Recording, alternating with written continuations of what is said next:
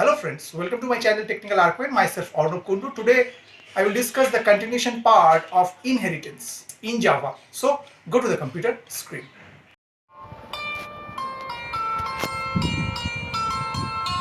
Today I will discuss the topic multi-level inheritance in Java. Okay.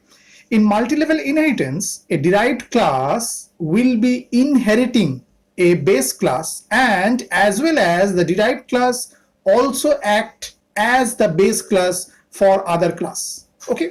So this picture is concerned here class A serves as a base class for the derived class B, okay, which in turn serves as base class for the derived class C. Okay, so suppose for an example, if we create a class and suppose the class name we are providing, suppose EX, okay, and the modifier is public. And now what happened? So suppose we write class A and put a method here. Suppose write get A is the method name, and just simple write system dot out dot println. Okay, and within that suppose we simply write in class A. Okay, now we take another class. Suppose the class name is class B. Now we are extend, so just write extends A. Okay, and also put some method here. Suppose put the method name is get B.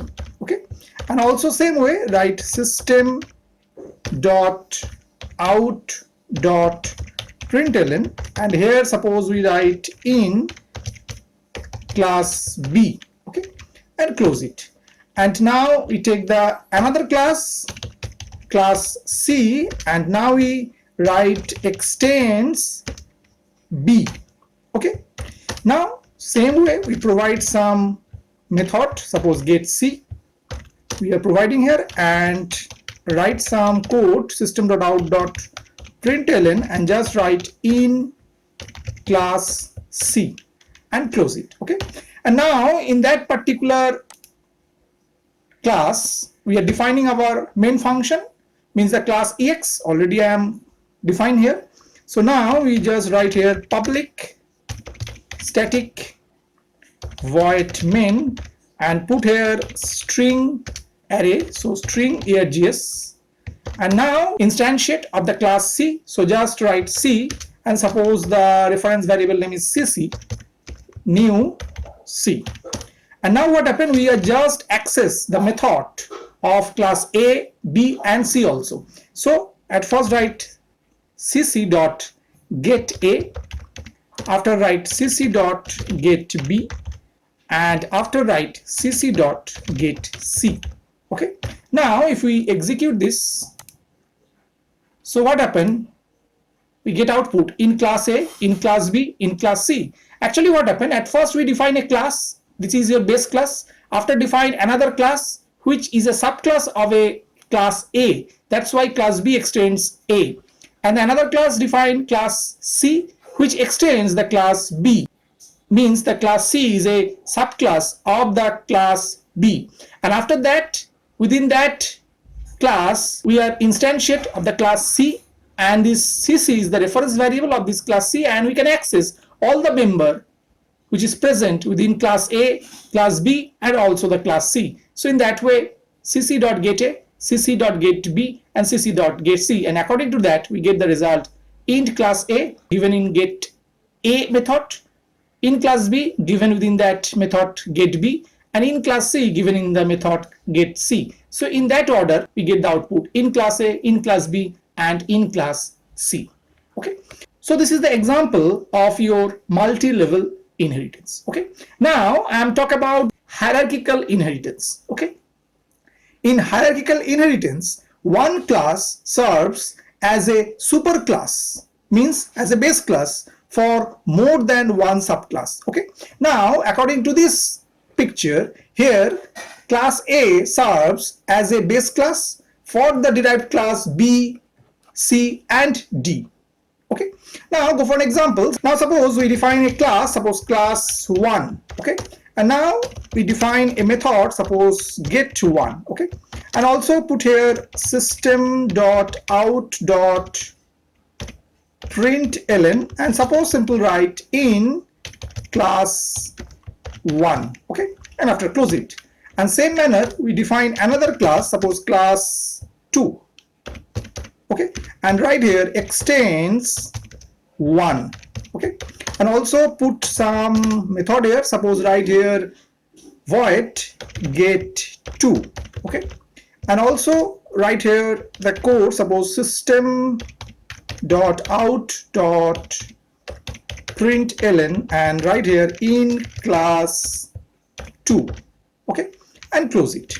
And now take another class, suppose the class name is 3 and extends class 1, okay, put some method here, so write get3, okay, and now put some code here, system.out.println, and suppose write in class 3, okay, and just close it.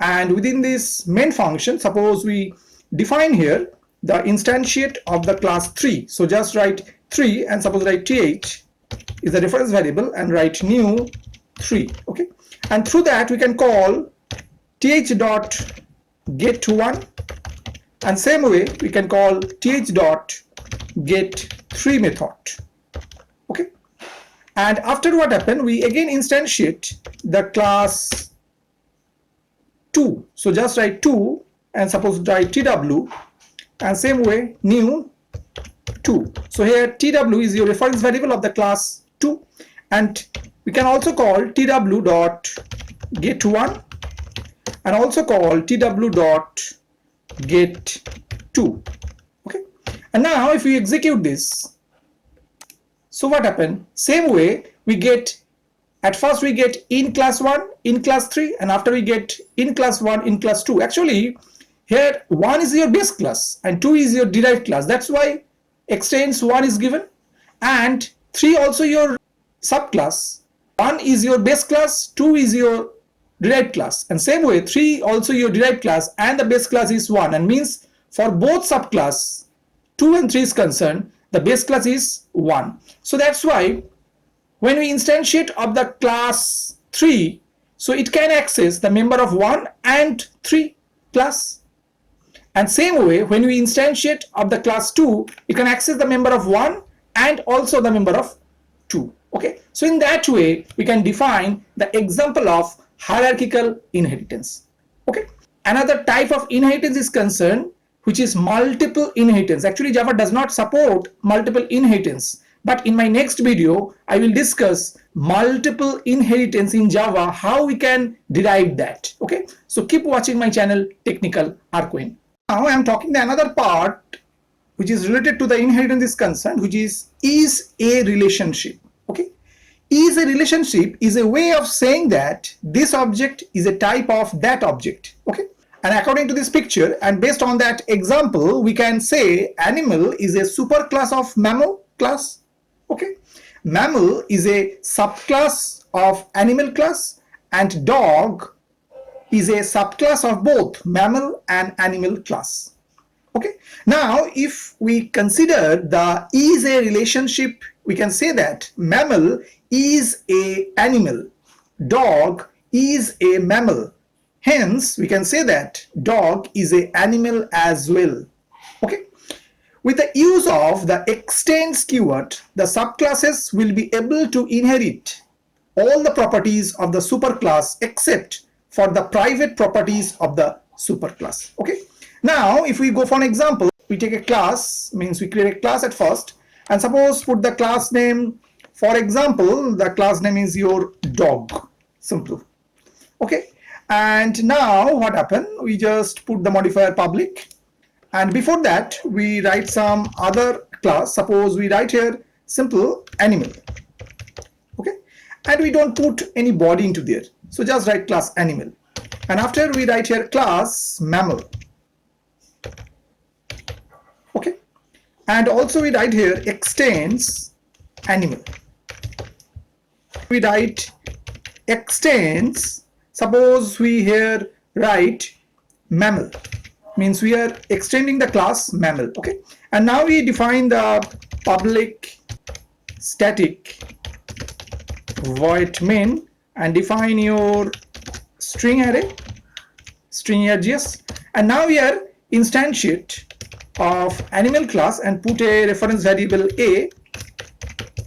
Okay, and same way we instantiate the mammal class and put the reference variable name is m,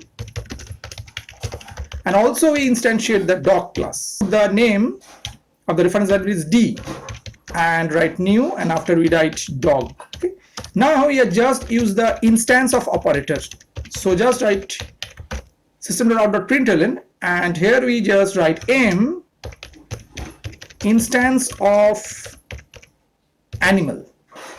Okay, and after we again write system.out.println, and same way suppose we write here d instance of mammal, and also write here system.out.println, write d instance of animal. Okay, and close it. And now if we execute this, so what happened?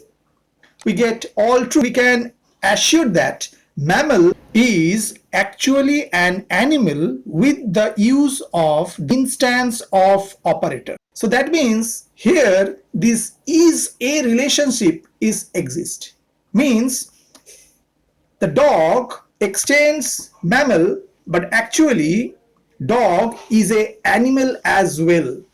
Okay, so this is the example of is a relationship, means each and every statement is true. M is an instance of animal is also true.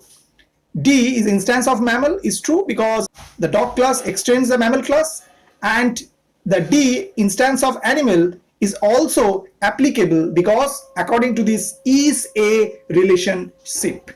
Okay, now we talk another part important of inheritance is that reusability, means inheritance supports the concepts of reusability. That is, when we want to create a new class and there is already a class that includes some of the code that we want, we can derive our new class from the existing class. By doing this, we can reusing the fields and methods of the existing class. Okay, so I will discuss in my upcoming video the next continuation part of inheritance, multiple inheritance in Java. Okay, so keep watching my channel Technical Arquin. I hope that you have understood today's topic. For more videos, keep watching my channel Technical Arquin. Thank you and bye bye.